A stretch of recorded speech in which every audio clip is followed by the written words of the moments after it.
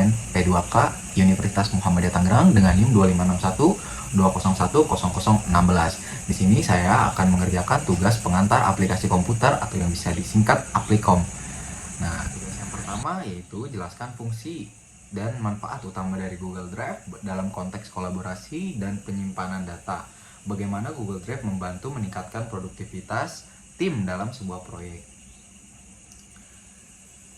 Yang pertama, Google Drive adalah layanan penyimpanan berbasis cloud dari Google yang memungkinkan pengguna menyimpan, mengakses, mengelola, dan berbagi file melalui internet. Dalam konteks kolaborasi dan penyimpan data, Google Drive memiliki beberapa fungsi dan manfaat utama yang sangat membantu meningkatkan produktivitas tim. Yang pertama, fungsinya yaitu penyimpanan berbasis cloud.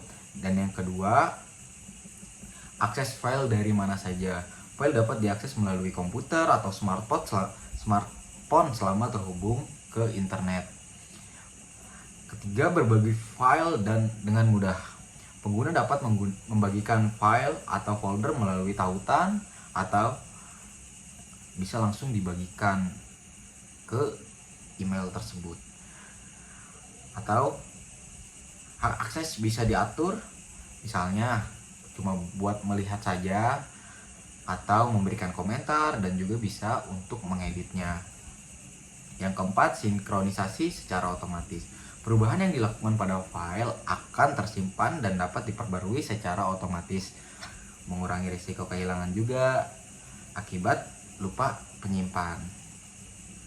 Nah, manfaat Google Drive dalam kolaborasi tim yaitu kolaborasi real time melalui aplikasi seperti Google Docs, Google Sheet, dan Google Slides.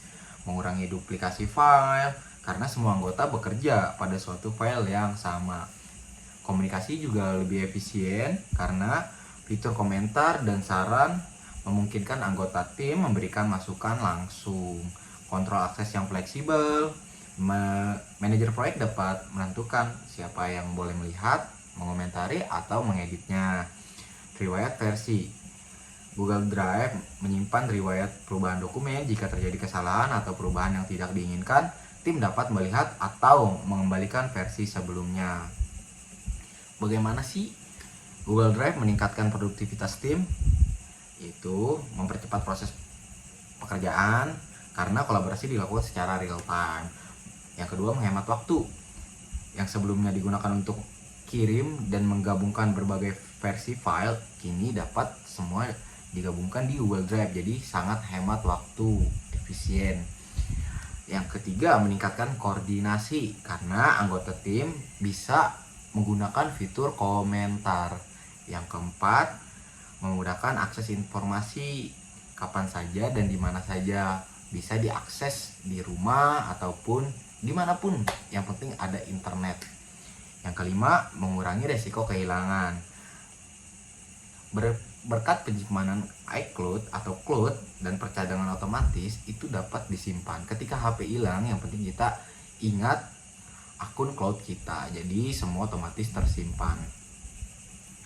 Yang keenam, mendukung kerja jarak jauh atau remote work karena seluruh dokumen proyek dapat diakses secara online, mau di rumah, di coffee shop, atau dimanapun itu dapat diakses selagi ada internetnya. Oke teman-teman, sekarang kita mau mengerjakan tugas nomor 2, jelaskan tahap-tahap membuat folder penyimpanan data di Google Drive dan tahapan men-share file Anda kepada orang lain. Yang pertama, kita membuka Google, lalu klik titik 3 di sini. Lalu kita klik yang Drive. Nah, lalu kita ke beranda, ke drive saya, lalu plus baru, kita folder baru, kita ganti nama Muhammad Sobirin, kita buat, sudah ada di sini.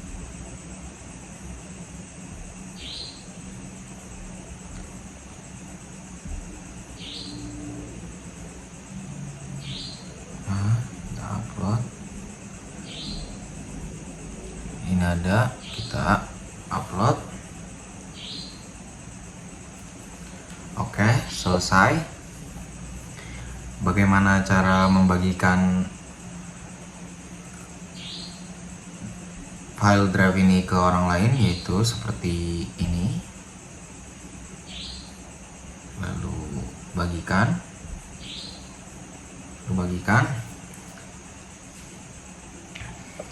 Nah, ini teman-teman bisa membagikan menggunakan link atau klik nama atau email orangnya di sini.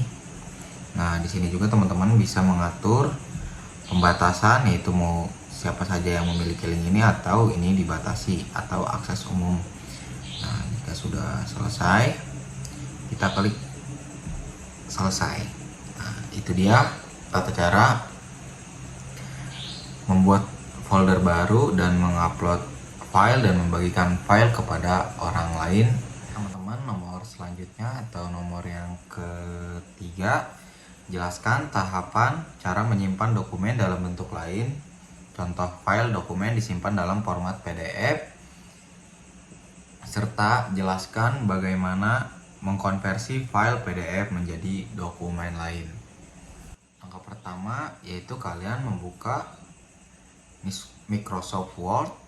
Nah, di sini contoh saya, yaitu ketika saya mengerjakan tugas bisnis UMKM tempe di Kota Tangerang nih. Kalian langsung pilih file. Nah, ini kalian bisa simpan sebagai. Nah, di sini masih dokumen Word atau Doc, kita ubah ke PDF karena di sini tugasnya yaitu mengubah dokumen lain menjadi PDF. Dokumen dari dokumen Word menjadi PDF. Nah, sudah.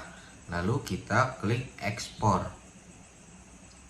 Nah, jika sudah seperti ini, tandanya sudah menjadi PDF. Kalau itu, mari kita cek.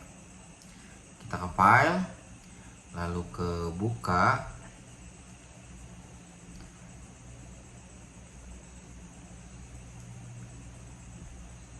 Nah, ini sudah menjadi PDF, teman-teman.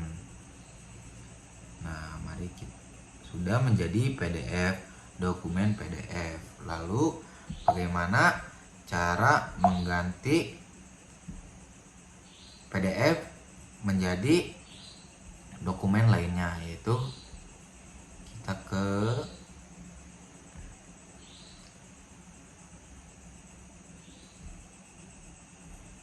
Chrome, klik lagi, lalu kita ke Drive lagi. Nah, kita buka folder kita. Kita buka folder yang ini aja, yang masih kosong, yang tadi baru. Nah, ini kita pencet.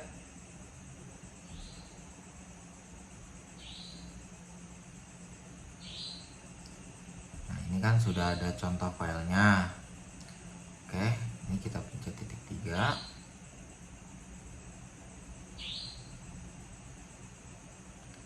Nah, kita pilih buka dengan. Nah, kita pencet Google Dokumen. Nah, dengan ini teman-teman sudah menjadi dokumen lainnya. Sebentar, agak nge-lag. Dengan seperti ini sudah menjadi ke dokumen lainnya. Mari kita lihat ke slide yang pertama. Nah, sudah menjadi dokumen lainnya. Untuk soal yang nomor 4, jelaskan tahapan bagaimana membuat sign atau tanda tangan pada email, Gmail, serta menerapkan format template email undangan pada Gmail. Oke, langsung saja mari kita let's go. Oke, langkah pertama kalian pencet titik 9 lagi, lalu ke Gmail.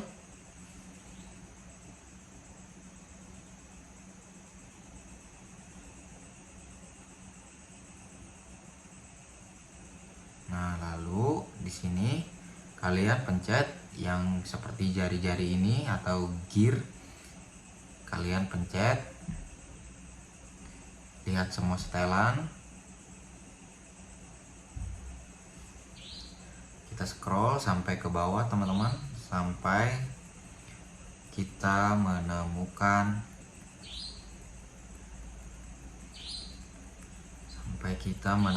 ini teman-teman, tanda tangan. Nah, karena kita sudah pernah buat, kita ulangi lagi, kita hapus. Nah, kita buat baru. Di sini kita contohnya tanda tangan Alek. Oke, kita buat.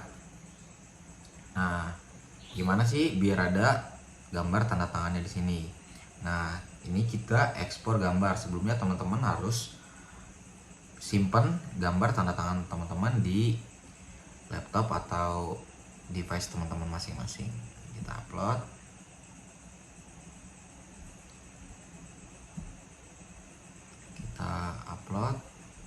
Kita jelajahi.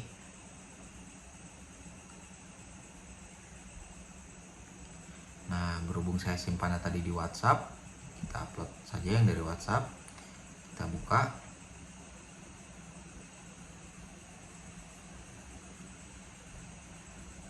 Kita klik izinkan. Nah, teman-teman, ini sudah ada tanda tangan kita.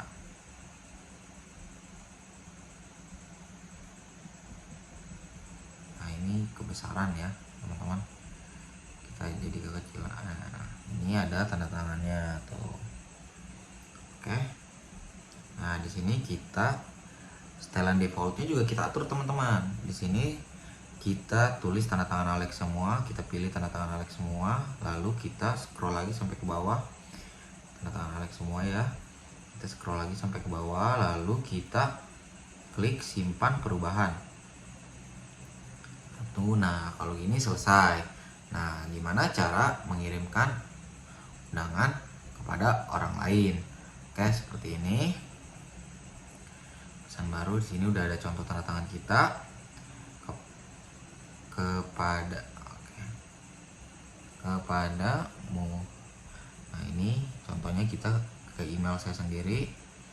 Subjeknya yaitu undangan rapat. Oke. Nah, lalu kita seperti ini. Kita hapus ininya. Kita hapus.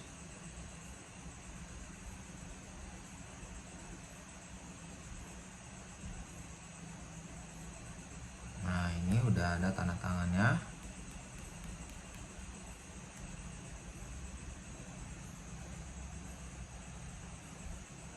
Kita ini dulu, ganti.